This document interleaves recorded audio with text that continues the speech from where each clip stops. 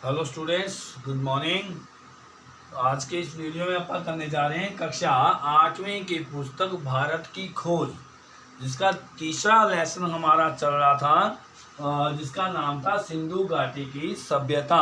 इसका दूसरा पार्ट अपन आज करने जा रहे हैं, जिसके लेखक है पंडित जवाहरलाल नेहरू।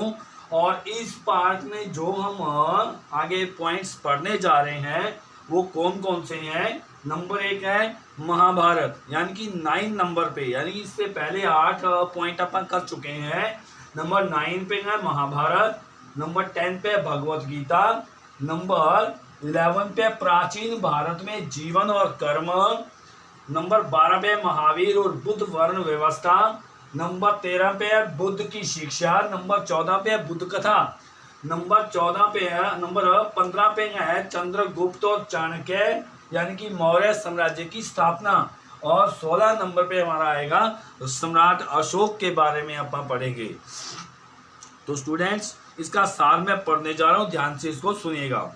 महाभारत के बारे में आपने 7th क्लास में संपूर्ण पढ़ा है, लेकिन इसके अंदर जो भारत की खोज पुस्तक में है थोड़ा बहुत इसका सार दिया गया है। देखिए, महाभारत न केवल भारत की अपितु विश्व की श्रेष्ठतम रचनाओं में से एक है। यह रचना परंपराओं, दंत कथाओं और प्राचीन भारत की राजनीति और सामाजिक संस्थाओं का विश्वकोश है। भारतवर्ष में इस समय तक आर्य जाति प्रतिष्ठित हो चुकी थी तथा विदेशियों का आगमन हो रहा था। आर्यों एवं विदेशियों के आपस में बहुत से रीति रिवाज मेल नहीं खाते थे, किंतु विदेशों से आने वाले लोग भी यहाँ के लोगों के साथ घुल मिलकर एक हो गए थे। इन सब में से उभर कर वैदिक धर्म में संशोधन के साथ एक विशेष आधुनिक हिंदू धर्म सामने आया। इस धर्म का मूल आधार था कि सत्य पर किसी एक का अधिकार नहीं हो सकता। उस सत्य को पाने और उस तक पहुँचने के बहुत से मार्ग या पक्ष हैं। महाभारत भारतवासियों का विशेष ग्रंथ है। इसमें भारत के अनेक तथ्य उपलब्ध हैं। भारत को पहले आर्यवर्त कहकर पुकारते थे। हमारे भारत का नाम सबसे पहले आर्यवर्त रखा था। क्यों? क्योंकि आर्य लोग ही यहाँ पर आए थे सबसे पहले। आर्यव्रत का साधारण धर्म है, अर्थ है आर्यों का देश। यह नाम मध्य भारत में विंध्य पर्वत तक फैले उस भारत तक की सीमित था, किंतु रामायण की कथा दक्षिण में आर्यों के विस्तार की कहानी है। महाभारत के अध्ययन से पता चलता है कि अफगानिस्तान का एक बहुत बड़ा हिस्सा भारत में सम्मिलित था। पाकिस्तान भी हमारा था और अफगानिस्तान का कुछ एक हिस्सा भी हमारा था, जिसका नाम गांधार था। भारत के मुख्य शासक की पत्नी का नाम गांधारी अर्थात गांधार की कन्या पड़ा था। आधुनिक दिल्ली एवं उसके आसपास के क्षेत्र को हस्तिनापुर और इंद्रप्रस्थ कहा जाता था। उस समय वह भारत की राजधानी मानी जाती थी। महाभारत की महानता का अन्य कारण है कि इसमें श्री कृष्ण संबंधी पूरा वर्णन भी मिलता है। भगवत गीता, जिसे श्री कृष्ण के उपदेश का ग्रंथ कहा जाता था, महाभारत का ही भाग है। इस ग्रंथ के सामान्य जीवन के नैतिक एवं व्यवहारिक सिद्धांतों का उल्लेख हुआ है। इस महान ग्रंथ में धर्म को अत्यधिक महत्व दिया गया है। धर्म के बिना मनुष्य की स्थिति पशु के समान बताई गई है। धर्म को सच्चे सुख का आधार स्वीकार किया गया है। इस ग्रंथ में हिंसा को बुरा तो बताया गया, किंतु यदि लोक मंगल या न्याय हेतु युद्ध लड़ा जाए तो वह गलत नहीं माना जाएगा। महाभारत में कौरवों और पांडवों के बीच हुए युद्ध को दर्शाया गया है। महाभारत महाकाव्य में परिवार और समाज के स्तर की अनेक ज्ञान की बातें वर्णित हैं। महाभारत क्या है? एक पूरे परिवार की कहानी है। इस ग्रंथ से मिलने वाली शिक्षा यह है, हमें कदापि दूसरों से ऐसा व्यवहार नहीं करना चाहिए जो अपने आप को स्वीकार न हो। हमें ऐसा व्यवहार, ऐसा बिहेव किसी के साथ नहीं करना चाहिए जो हमारे को पसंद ना हो। जो कार्य लोक हित में न हो उसे कभी नहीं करना चाहिए। यानी कि लोगों की भलाई के लिए यदि कोई काम जो हम कर रहे हैं लोगों की भलाई के लिए नहीं है, तो वो काम हमें नहीं करना चाहिए। जीवन में सफलता हेतु सत्य, आत्म संयम, तपस्या, उदारता, अहिंसा एवं धर्म का पालन करना नितांत आवश्यक है। कठिनाई के बाद ही सुख का सच्चा आनंद आता है। बिना कष्ट सहन किए प्राप्त सुख का सच्चा आनंद अनुभव नहीं होता। धन के पीछे दौड़ना व्यर्थ है। यथा रेशम का कीड़ा अपने धन रेशम के बोझ से ही मरता है, अर्थात जब कीड़े पर अधिक रेशम लिपट जाए तो रेशम के लिए उसे मार दिया जाता है। असंतोष प्रकृति का प्रेरक है। मन में किसी कार्य के प्रति असंतोष ही उसे आगे बढ़ने की प्रेरणा देता है। नेक्स्ट है अपना भगवत गीता। भगवत गीता महाभारत का ही भाग है, किंतु उसका अपना महत्वपूर्ण स्थान है। वह 700 श्लोकों का एक काव्य है। इसकी रचना बोध काल से पहले ही की मानी गई है। तब से आज तक इसका महत्व बना हुआ है। विचार और दर्शन से संबंधित हर संप्रदाय इसे आदर की दृष्टि से देखता है। जब भी मन संदेह दुविधा में फंस जाता है तो वह मार्गदर्शन के लिए गीता की ओर देखता है। गीता का मुख्य संबंध आत्मा से है। उसकी अब तक असंख्य व्याख्याएं की जा चुकी हैं। आधुनिक युग में तिलक, अरविंद, गांधी आदि ने इसकी अपने अपने ढंग से व्याख्याएं की हैं। गांधी ने इसे अहिंसा में अपने दृढ़ विश्वास का आधार बनाया, तो कुछ लोगों ने इसी के आधार पर धर्म के कार्य हेतु हिंसा और युद्ध को भी उचित ठहराया है।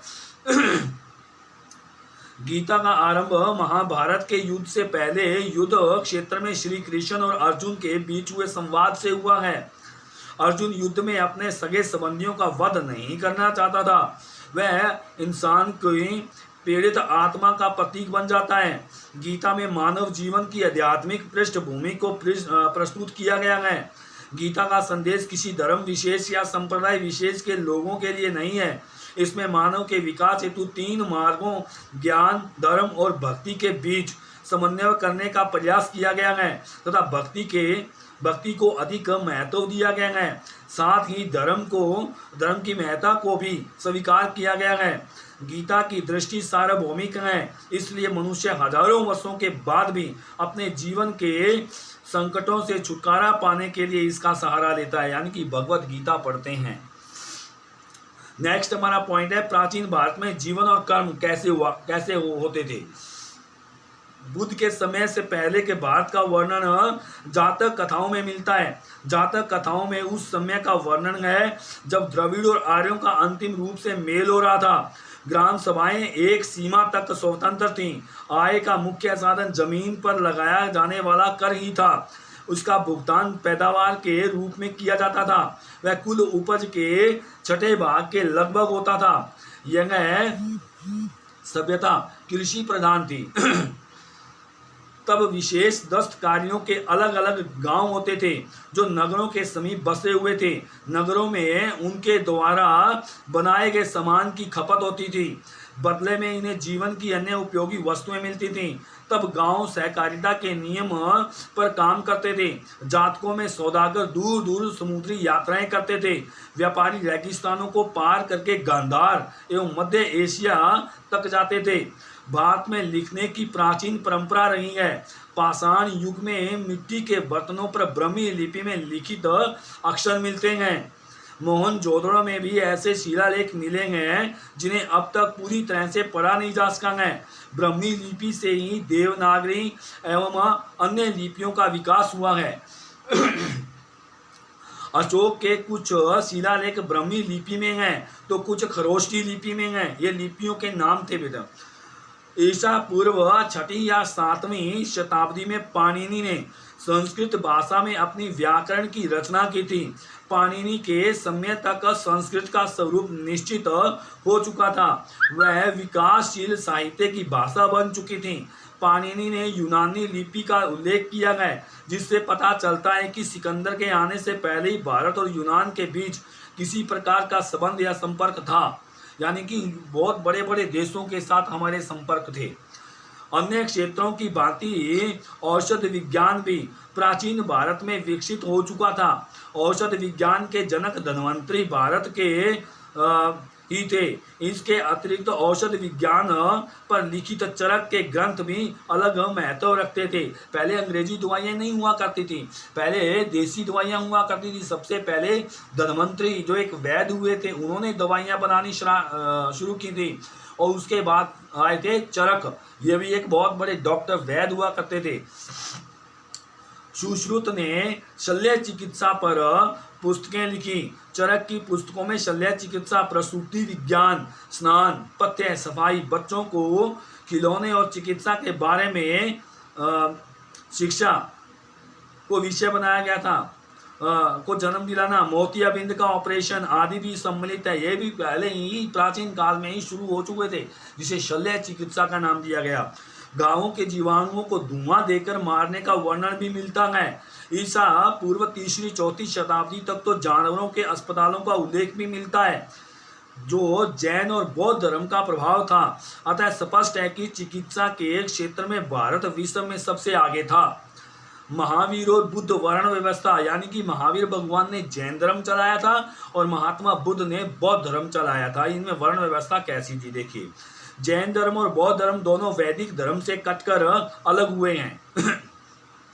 ये ईश्वर के अस्तित्व के विषय में मौन हैं। दोनों अहिंसा पर बल देते हैं तथा ब्रह्मचारी भिक्षुओं और पुरोहितों के संग बनाते हैं। जैन धर्म में सत्य के विषय में कहा गया है कि वह हमारे दृष्टिकोण की संपेक्षता में होता है। इसमें तपस्या पर बल दिया गया है। जैन धर्म के संस्थापक महावीर और बुद्ध समकालीन थे तथा दोनों क्षत्रिय थे, यानी कि क्षत्रिय जाटों में आते थे दोनों। महात्मा बुद्ध की मृत्यु ईसा पूर्व 544 यानी कि 544 में 80 वर्ष की आयु में हुई और तभी बौद्ध संवत का आरंभ हुआ। बुद्ध में लोक प्रचलित धर्म, अंधविश्वास, कर्मकांड और पुरोहित प्रपंच पर हमला करने का साहस था। उनका आग्रह तर्क, विवेक और अनुभव पर था। उनका बल नैतिकता पर था। बुद्ध का संदेश उन भारतीयों के लिए नया और मौलिक था जो ब्रह्म ज्ञान की गुत्थियों में डूबे रहते थे। उनकी पद्धति मनोवैज्ञानिक विश्लेषण की थी। उनके मनोविज्ञान में आत्मा के लिए कोई स्थान नहीं था। बुद्ध ने वर्ण व्यवस्था को अपने धर्म में कोई स्थान नहीं दिया। समय समय पर पुरोहितवाद और वर्ण व्यवस्था के प्रति चुनौतियां दी गई। फिर भी वर्ण व्यवस्था या जातिगत भेदभाव ने पूरे देश को जकड़ लिया था। जैन धर्म जाति व्यवस्था के प्रति सहिष्णु था, यानी कि जाति प्रथा के प्रति क्या था, ये सहन शक्ति थी इसमें। उसने स्वयं को भी उसी रूप में ढाल दिया था, इसलिए वह आज भी हिंदू धर्म की शाखा के रूप में जीवित है। इसके विपरीत बौद्ध धर्म ने जाति व्यवस्था को स्वीकार नहीं किया। वह विचार और दृष्टिकोण में स्वतंत्र था, इसलिए बौद्ध धर्म ने भारत से बाहर अधिक स्थान बनाया था। बुद्ध की शिक्षा, महात्मा बुद्ध की शिक्षाएं क्या थी, वो क्या प्रचार करना चाहते थे अपनी शिक्षाओं का। बुद्ध ने अपना संदेश अत्यंत सरल भाषा में दिया। उन्होंने अपने शिष्यों से कहा कि सभी देशों में जाओ और धर्म का प्रचार करो। उन्होंने बिना किसी भेदभाव के सबके लिए करुणा एवं प्रेम का संदेश दिया। बुद्ध के अनुसार घृणा पर प्रेम से, क्रोध पर दया से और बुराई पर भलाई से ही काबू पाया जा सकता है। अपने आप पर विजय प्राप्त करने वाला ही विजेता होता है। उनके अनुसार मन की विजय सबसे बड़ी विजय है। कर्म ही मानव की जाति तय करता है, यानी कि आपके जो काम है वहीं से ही आपका पता चलता है कि आप कौन सी जाति के हैं। उन्होंने लोगों को कहा कि वे अपने विवेक, तर्क और अनुभव का सहारा लेकर अपने मन के भीतर ही सत्य की खोज करें। सत्य की जानकारी की कमी ही सभी दुखों का कारण है। ईश्वर के अस्तित्व के बारे में पूरी तरह मौन है। बौद्ध धर्म में जीवन में वेदना और दुख पर अत्यधिक बल दिया गया है। महात्मा बुद्ध ने 4 आर्य सत्यों का निरूपण किया। दुख की इस स्थिति के अंत से निर्वाण की प्राप्ति होती है। बुद्ध का मार्ग मध्यम मार्ग था। यही मध्यम मार्ग आर्यों का अष्टांग मार्ग था। उन्होंने शिष्यों को बताया कि उनके विचारों को केवल वही लोग समझ सकते हैं जो उनके कहे अनुसार आचरण करते हैं। मनुष्यों को सदाचारी और अनुशासित होना चाहिए। बुद्ध कथा, अब बुद्ध की कथा क्या थी थोड़ा सा इसमें दिया गया है। लेखक ने बुद्ध कथा में कहा है कि आज हम बुद्ध की संकल्पना अर्थात उनके स्वरूप को पत्थर, संगमरमर या कांसे में डालकर नया से नया आकार दे सकते हैं। उनका तेजस्वी रूप यही संदेश देता प्रतीत होता है कि हमें संघर्ष से भागना नहीं चाहिए, अपितु शांत दृष्टि से उसका मुकाबला करना चाहिए और जीवन में विकास और प्रगति के और बड़े अवसरों को देखना चाहिए। लेखक ने बुद्ध को आंतरिक शक्ति की गहरी संचित निधि बताकर उनके प्रति ऐसे महान व्यक्ति को जन्म देने वाली भारत भूमि के प्रति आदर का भाव व्यक्त किया है। मतलब बुद्ध की कथा के अंदर उन्होंने कहानी नहीं सुनाई है, उनका महत्व बताया है क्या है। चंद्रगुप्त और चाणक्य मौर्य साम्राज्य की स्थापना। चंद्रगुप्त कौन था? एक यूं ही घूमने वाला बालक था, गलियों में घूमने वाला बालक था। और चाणक्य बहुत बड़े गुरु थे और उसको उठाकर वहां से ले गए और एक बहुत बड़ा राजा बना दिया।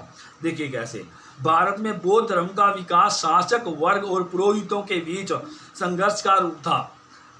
पश्चिमोत्तर प्रदेश पर सिकंदर के आक्रमण से इस विकास को आगे बढ़ने में विशेष सहायता मिली, जिसमें चंद्रगुप्त मौर्य और उनके मित्र मंत्री और सलाहकार चाणक्य की विशेष भूमिका रही। ये दोनों मगध के शक्तिशाली राजा नंद द्वारा साम्राज्य से निकाल दिए गए थे। मगध की राजधानी पाटलिपुत्र पटना थी। ये दोनों तक्षशिला गए। उन्होंने वहां राष्ट्रीयता का पुराना नारा बुलंद किया और विदेशी आक्रमणकारी सिकंदर के विरुद्ध लोगों को उत्तेजित किया। उन्होंने यूनानी सेना को मार भगाया तथा तक्षशिला पर अपना अधिकार कर लिया। राष्ट्रीयता की पुकार सुनकर लोगों ने चंद्रगुप्त का साथ दिया और मगध देश की राजधानी पर भी अधिकार कर लिया। उन्होंने एक विशाल साम्राज्य की स्थापना की।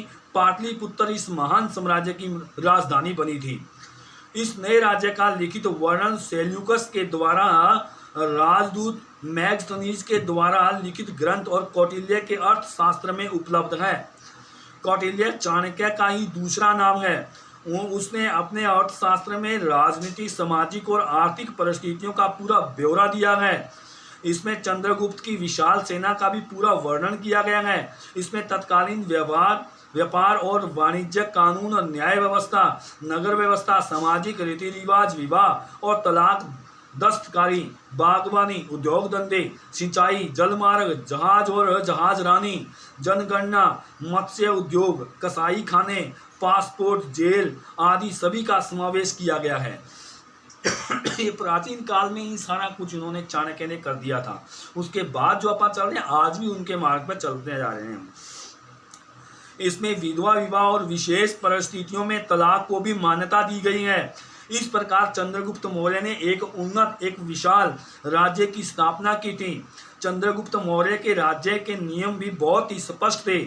उसमें कहा गया है कि राजा को राज्याभिषेक के समय यह शपथ लेनी पड़ती थी कि वह प्रजा की सेवा करेगा और उसके सुख को अपना सुख मानेगा। प्रजा की इच्छा को सर्वोपरि माना जाएगा। सार्वजनिक काम राजा की इच्छा पर निर्भर नहीं होंगे, उसे स्वयं उसके लिए तत्पर रहना होगा। यदि कोई राजा अनीति पर चलता है तो प्रजा को अधिकार है कि उसे हटाकर किसी दूसरे को राजा घोषित कर दिया जाए। ये नियम थे चाणक्य ने बनाए थे। सम्राट अशोक के बारे में अपने पढ़ना है। सम्राट अशोक 273 ईसा पूर्व इस महान साम्राज्य का उत्तराधिकारी बना। इससे पहले वह पश्चिमोत्तर प्रदेश का शासक रह चुका था, जिसकी राजधानी तक्षशिला थी। उसके साम्राज्य में भारत का बहुत बड़ा भाग आ गया था। उसका विस्तार मध्य एशिया तक हो चुका था। उसने पूर्व तट के कलिंग राज्य को जीतने का प्रयास किया। इस युद्ध में भयंकर कत्ले आम हुआ। भीषण नरसंहार को देखकर अशोक का हृदय युद्ध से विरक्त हो गया था। वह बुद्ध की शिक्षाओं की ओर झुक गया, जिसकी जानकारी पत्थरों, धातुओं पर खुदे फरमानों से प्राप्त होती है। इसका मत था कि मनुष्य की सच्ची विजय धर्म के द्वारा दूसरों के मन को जीतने में होती है। अशोक के मन में प्राणी मात्र के प्रति दया एवं करुणा की भावना थी। अशोक को आज भी उसके महान कार्यों के लिए भारत एवं एशिया के अनेक देशों में आदर से याद किया जाता है। वह जनता का सच्चा हितैषी था। जनता की सेवा के लिए वह सदैव तत्पर रहता था। वह बौद्ध धर्म का अनुयायी होते हुए भी दूसरे धर्मों का आदर करता था। सम्राट अशोक ने अनेक भवनों का निर्माण करवाया। उसने बड़ी इमारतों को बनवाने के लिए विदेशी कारीगरों को भी रखा हुआ था।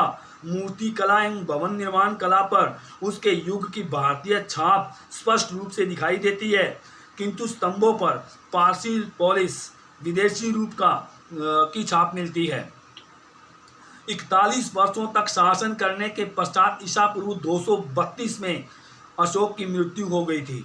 उसकी मृत्यु पर H.G. वेल्स ने अपनी आउटलाइन ऑफ हिस्ट्री में उनके विषय में लिखा है कि बादशाहों के दसियों हजार नामों में जिनसे इतिहास की पृष्ठ भरे पड़े हैं, जिनमें बड़े बड़े राजे महाराजे शहंशाह और प्रसिद्ध शासक सम्मिलित हैं, अशोक का नाम अकेला सितारे की भांति चमक रहा है। उनका नाम वोल्गा से जापान तक आज भी आदर से लिया जाता है। तो स्टूडेंट्स, हमारा ये तीसरा पार्ट कंप्लीट हो चुका है। यहाँ तक आपने देखा कि भारत कहाँ पर कैसे कैसे स्थितियों से लड़ता हुआ आगे बढ़ रहा है। तो आज हम सिंधु घाटी की सभ्यता तक पहुँच चुके हैं, अपन कर चुके हैं। नेक्स्ट वाला लेसन नेक्स्ट वीडियो में करेंगे। धन्यवाद।